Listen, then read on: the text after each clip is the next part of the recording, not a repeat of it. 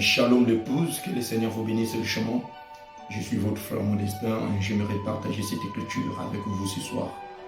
Et que cela vous donne une vie de prière et que cela puisse faire de sorte que tu puisses te relever dans la vie de prière.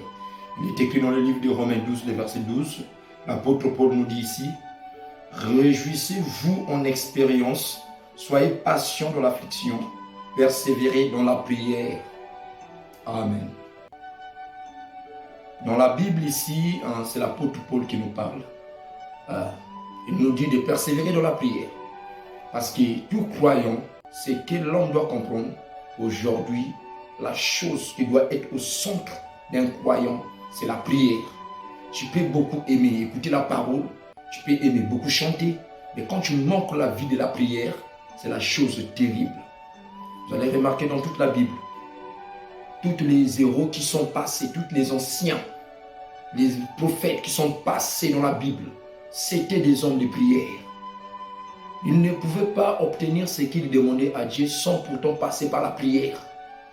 Les croyants aujourd'hui n'aiment plus la prière. Ils aiment juste jubiler. Quand ils sont là à l'église, ils sont là dans la joie, en train de jubiler, en train de dire Amen. Mais un véritable chrétien, on reconnaît un véritable chrétien quand il est loin de l'église. Quand tu es chez toi à la maison, pries-tu de la même manière que tu pries à l'église? Parce que les gens aujourd'hui ne veulent plus de la prière.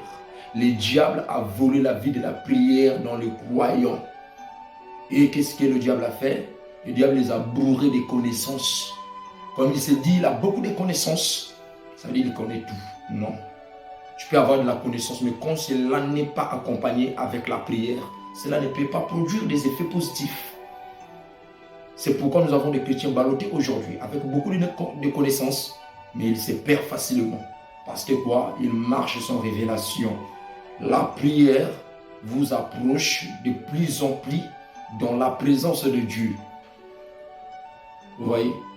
Donc quand tu te mets à prier, c'est que tu dois croire premièrement, le Dieu qui vit au ciel est ici sur la terre, dans mon cœur. Donc quand je lui parle, il m'écoute et il exauce. Aujourd'hui, si l'apôtre Paul nous parle ici de persévérer dans la prière, il sait pourquoi. C'est pourquoi Frère Branham a dit que l'âme que Dieu a placée entre les mains des croyants, c'est la prière. Parce que la prière est plus que même une bombe atomique. Quand vous mettez à prier, les ténèbres tremblent. Quand vous mettez à prier, Dieu vous révèle des choses cachées que l'œil n'a point vu, que la bouche n'a pas exprimé, que l'oreille n'a pas entendu. Mais comment ferions-nous que Dieu puisse arriver à ce point? C'est aux gens qui se mettent à prier. Ce sont des héros qui aiment la prière. Dieu viendra toujours se révéler aux hommes qui aiment la prière. Dieu ne viendra pas te parler sans que tu n'aimes pas la prière. Aimer la prière. Le diable, le monde des ténèbres, ne peut jamais se reposer. Quand il est temps, il se lève pour aller faire sa mission. Mais toi, chrétien, quand il fait 18 heures, tu dors jusqu'à demain sans pourtant te lever pour prier. Tu ne vois pas que c'est terrible. Nous sommes dans un champ de bataille. Là où passe un combat, chacun de nous doit se lever dans la vie de la prière.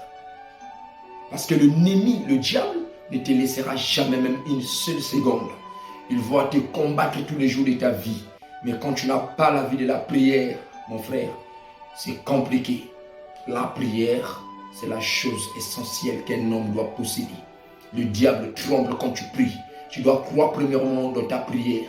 Si Dieu te révèle et te montre, quand tu te mets à prier, comment les ténèbres se dispersent, comment les ténèbres tremblent, tu ne peux pas comprendre. N'oublie pas que tes prières provoquent des scandales dans le monde des ténèbres. N'oublie pas ça. Quand tu te mets à prier, tu dois croire à ta prière. Parce que tu es un vainqueur.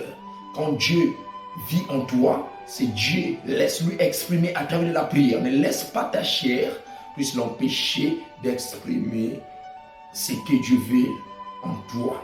Parce que la chair là n'aime pas la prière. La chair là n'aime pas la prière.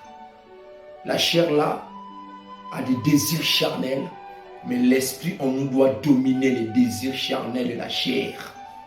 Vous voyez? Vraiment, que Dieu vous bénisse. C'est un message que j'aimerais partager avec vous. Shalom.